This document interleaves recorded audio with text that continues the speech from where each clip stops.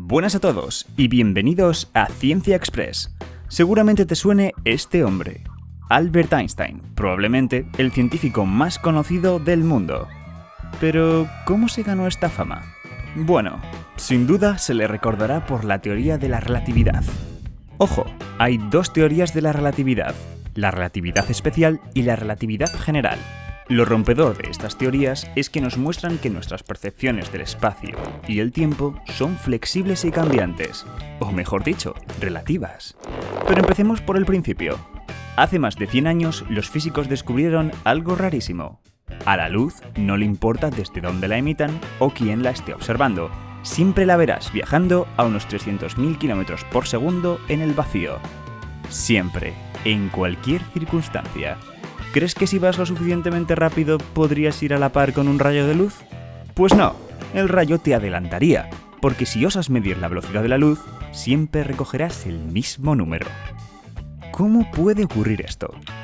La única explicación posible es que nuestra percepción del espacio y el tiempo debe cambiar para que la velocidad de la luz sea siempre igual.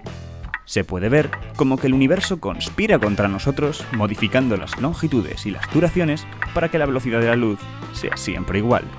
Tomando esta idea como corazón, la relatividad especial predice un montón de situaciones de ciencia ficción.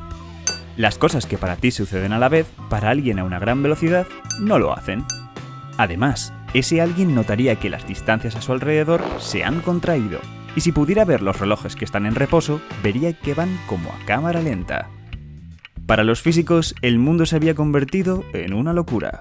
Pero aquí no acabó la cosa. Einstein se dio cuenta de algo muy importante.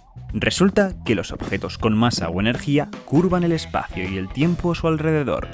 Es más, esta curvatura cambia las trayectorias de los cuerpos que están en movimiento o en reposo.